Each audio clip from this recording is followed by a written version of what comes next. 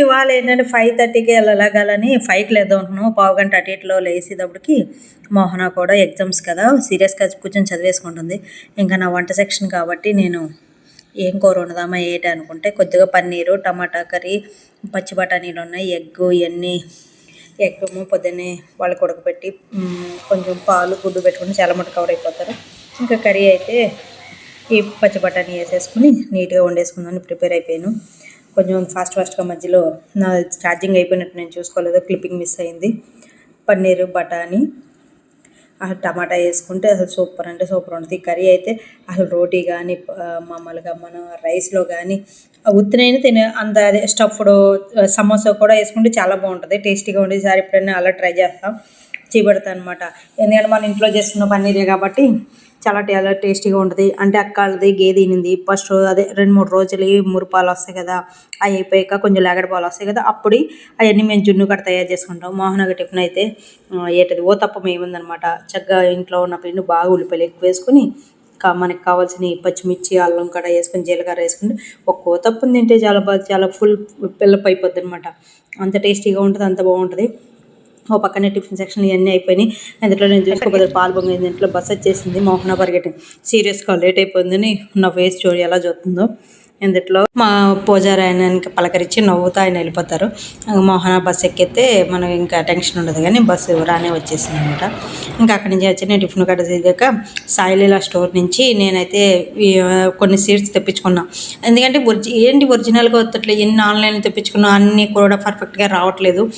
సరే నాకు కొంచెం ఈ వెబ్సైట్ బాగుందని అనిపించి నేను చూసుకుని అన్ని రకాలుగాను అసలు నాకు అంటే చాలా రకాలు ఉన్నాయి, కానీ కొద్దిగా మనకి కావాల్సినవి ఇవన్నీ కూడా తెప్పించుకున్నాం. పొడుగు పొట్ల అంటే మన దగ్గర పొట్టుపొట్లగా ఉన్నాయి కదా, పొడుగు పొట్లగా తెచ్చుకున్నాం. గుత్తు బీరకాయలు అంటే బీరకాయలు పెద్దగా ఎక్కువ కాయాలన్నా, బొప్పాయి కూడా కావాలని ఇండిగో ఒకటి తెప్పించుకున్నాను. నలుపొంకెలు పెద్దగా ఉంటాయి కదా మనం పచ్చడి తీసుకునేవి, అదే 1/2 కేజీ 1/4 కేజీ అలా అవుతాయి చూసారా, అవి తీసుకున్నాం.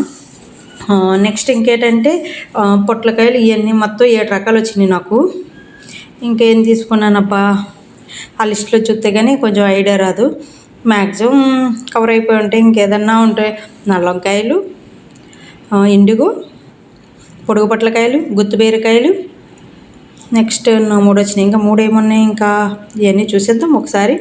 కథ ఏంటంటే క్వాలిటీ అంటే సమానంగా ఉన్నాయి, మరీ ఎక్కువ కాదు మరీ తక్కువ కాదు. కానీ ఇదిగోండి, ఇదేంటిది గుత్తు బీరకాయలు ఒకటి.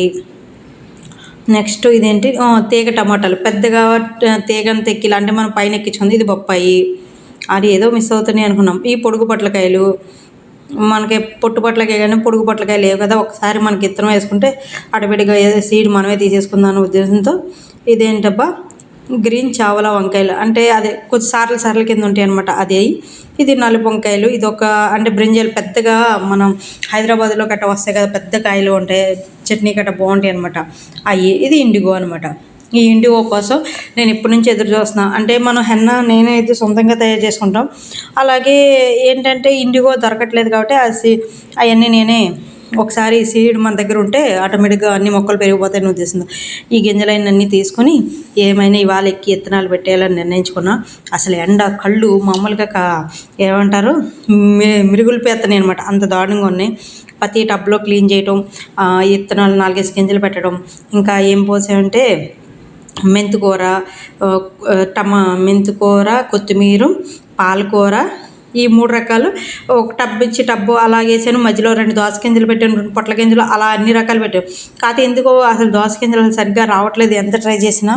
చూడాలి ఇంకా ఏమన్నా వస్తాయా ఏంటి, ఏదన్నా ఇంకా అంటే మనం ఏదైనా తప్పు పెడుతున్నామా అంటే అలాగే కదా. నేను పర్ఫెక్ట్గా గింజ భూమిలోకి ఏరెల్లిలా పెడతాను, పైకి వచ్చేటప్పటికి పుప్పుళ్ళు బద్దలాసి అందులోంచి రేకులు వస్తాయి కదా, అలా చూసి పెడతానమాట.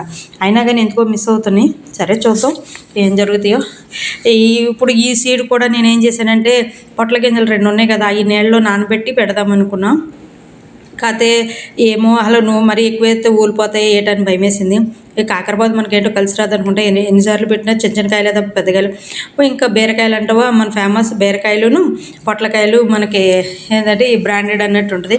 ఈ వీడియో కానీ నచ్చితే లైక్ చేయండి, షేర్ చేయండి, సబ్స్క్రైబ్ చేయండి. మంచిగా వీడియోతో మళ్ళీ కలుద్దాం. Thank you for watching. Thank you so much అండి.